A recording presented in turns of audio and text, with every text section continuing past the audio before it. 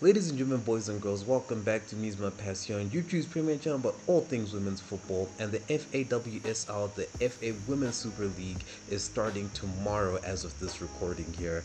And I thought I'll come on today here and repeat the magic trick of the World Cup by coming here and giving you a little taste of what's to come this season and share with you some key stories that I think you should be looking out for.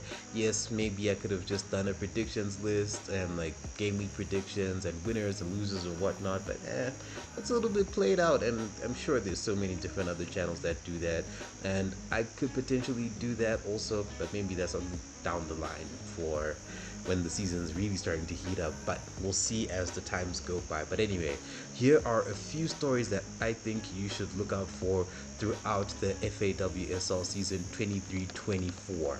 Now, the first point here may seem small in the grand scheme of things, but I think it's very major to touch on it and to mention it, and that is going to be accessibility here.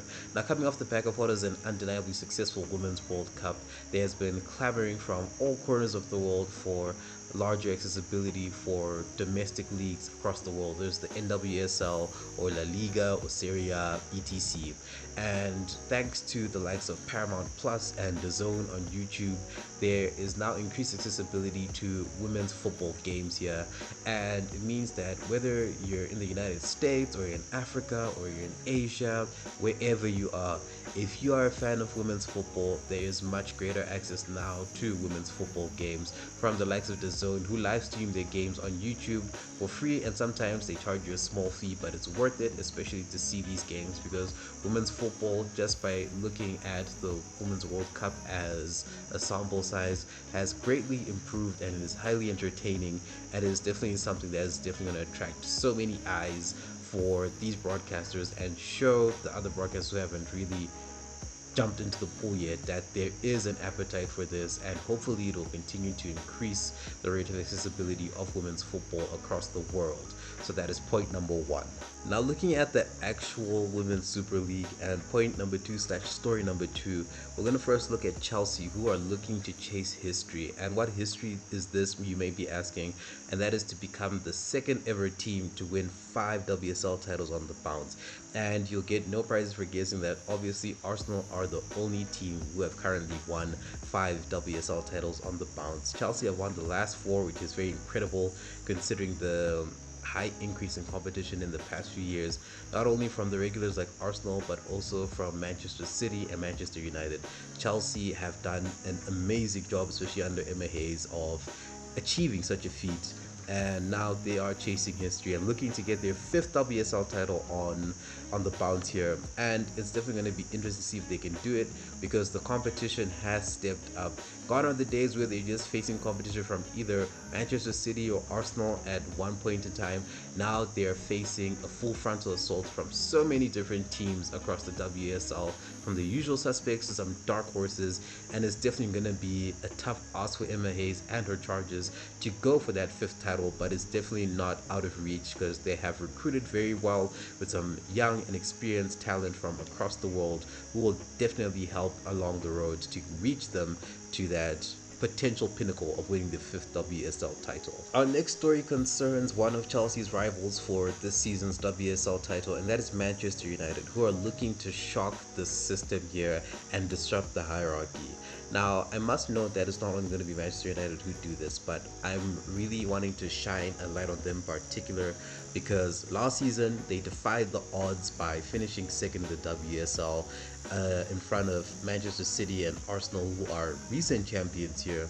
And now they're looking to make their own history by trying to upset the apple cart even more and potentially winning their first ever WSL title since being promoted in 2019.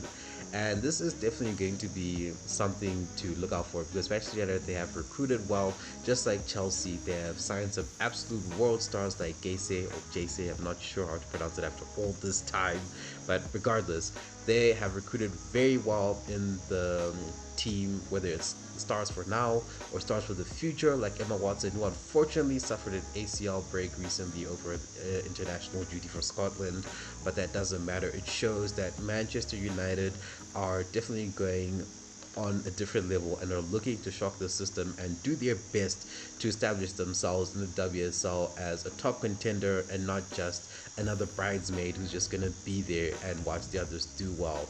And just to touch on that aspect also, I really hope that Emma Watson does well in her recovery from an ACL. She's a young star and she is literally very new to the WSL and the level of competition there. Yes, she was a regular starter, well, somewhat regular starter at Rangers in Scotland, but again, football in Scotland and football in England, they're two different things. So hopefully she recovers very well. Yes, I've seen the jokes, why don't you just cast a magic spell, repair or blah blah blah.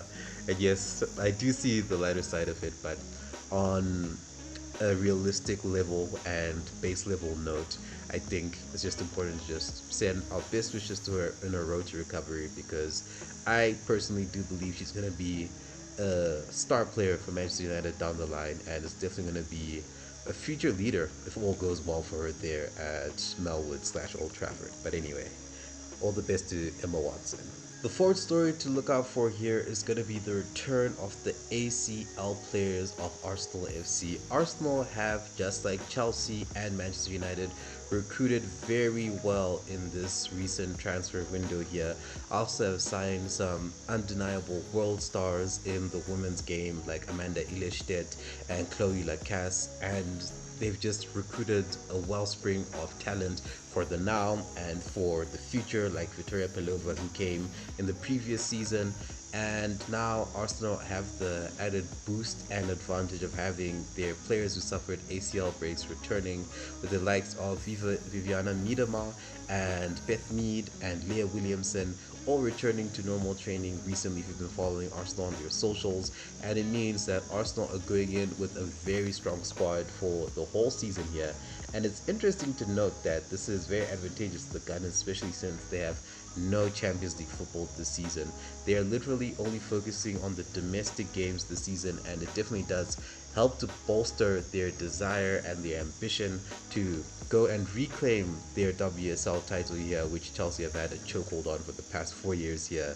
And it's definitely going to be interesting to see how Jonas Edeval handles all the talent that he has on his hands, how he's going to be distributing minutes across the domestic season here, and just to see how far Arsenal can go with a large squad full of just absolutely talented players who can pretty much walk into any team should they get interest for any of the big teams here. So Arsenal are definitely looking like one of the teams to beat on paper when it comes to this upcoming WSL season, with the return of their injured players. Our next story features the arrival of World Cup stars here, as likes of Hinata Miyazawa, Kara Cooney-Cross, and Daphne Van Domsela have joined WSL teams here in Manchester United, Arsenal, and Aston Villa respectively here. And they're just some of the many World Cup stars who have joined WSL here, which is definitely going to help in further bolstering the credibility of the league and also bolstering the credibility of women's football in general here, as clubs have splurged on these world star players in trying to get themselves up in the league and in the world in general and boost their profile across the different continents that especially have an interest in women's football here. And it's definitely good to see that some teams have invested in these talents here, as previous seasons wouldn't have had such an increase or an influx in such ballers, for lack of better terms here. And it's good to see the recruitment that's been done by these teams, because it's definitely going to help to shore up the level of competition in the WSL, and it won't make games as predictable as they used to be. And hopefully it's just the beginning here for these teams, and hopefully the other likes of Spurs and Bristol, etc., they can also start to add some world stars later down the line, of course depending on how well they do and if they remain regulars/mainstays in the WSL. Our penultimate story features the dark horses of the WSL. When I say dark horses, these are the teams that I personally think will do their best to not only upset the hierarchy, but pretty much just do the impossible and just look to upset the entirety of the league and the expectations that people initially had for them. And I think amongst these dark horses, you have the likes of Aston Villa and Tottenham Hotspur here. Now, I'm not going to say that I expect them to pick up silverware or I expect them to win the WSL, but I do think that these are the kinds of teams that will definitely have a say in how the league standings finish at the end of the season here, because I definitely can see Aston Villa pulling off a late March slash charge on the European spots. You could even see Tottenham women winning a piece of silverware before the men. It's definitely within the realms of possibility now.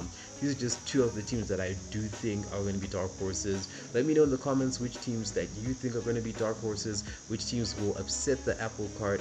We could even have a completely new WSL champion that is not the established top 3/4 if you want to include Manchester United. Let me know in the comments. And the final story to look out for, and I think this is a big one to look out for here, it is the potential of Arsenal versus Manchester City being in a two-horse race for the WSL title here. And I say this because of one reason, and one reason in particular, and that is that neither of these two teams as Champions League football. I mentioned that earlier with Arsenal, and it's the same with Manchester City. Manchester United and Chelsea have to contend with continental football as well as domestic games as well, which, as you could see last season, took a toll on so many teams, and it could be the same story here, especially in the view of Manchester United, who do not have the same level of depth in quality squad personnel that Chelsea do. But I also think that Chelsea are going to also be stretched thin, especially towards the end of the season, as Emma Hayes is going to be undoubtedly pushing to get herself into a Champions League final here, and potentially winning for the first time ever with Chelsea, and make herself and Chelsea the second team in the WSL to ever win the Women's Champions League, of course, after Arsenal here. But going back to the Gunners and the City Blues, I do think that these two teams are going to be the ones in the most major contention to win the WSL title here, because they just have to deal with domestic games throughout the entirety of the season, which means they can easily regularly rotate, chop and change their formations and their teams to make sure that their players are always fresh and ready to go.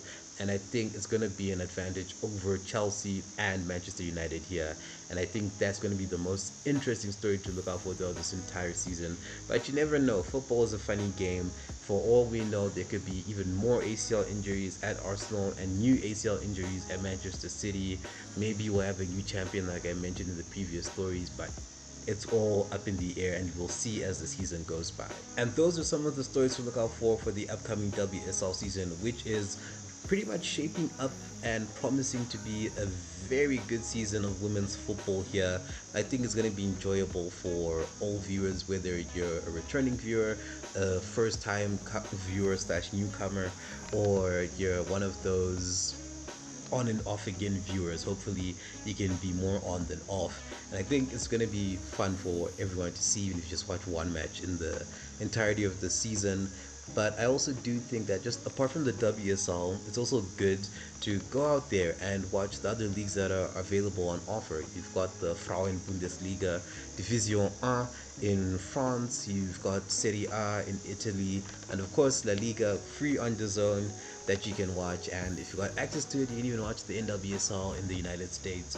Go ahead, let's all watch football and let's all enjoy it, and all the different varieties that are there on offer. Not just the WSL, even though like I'm sure the majority of the people who are watching this video, yes, I'm talking to you, you are either from England or just mainly interested in English teams. Make sure you just, if you can of course, just go out of your way and watch different other leagues and just support women's football as a whole, because really not all the stars are in England. I mean, yes, I'm sure a good chunk of them are, but you know, you've got many other big teams and big stars in different leagues who are just as entertaining, if not a little bit more than WSL. That's a controversial opinion that I'm going to stand by. I mean, we're all free to make them. But anyway, I hope you've enjoyed today's video. Please make sure to like, share, and subscribe, and I will see you in the next one.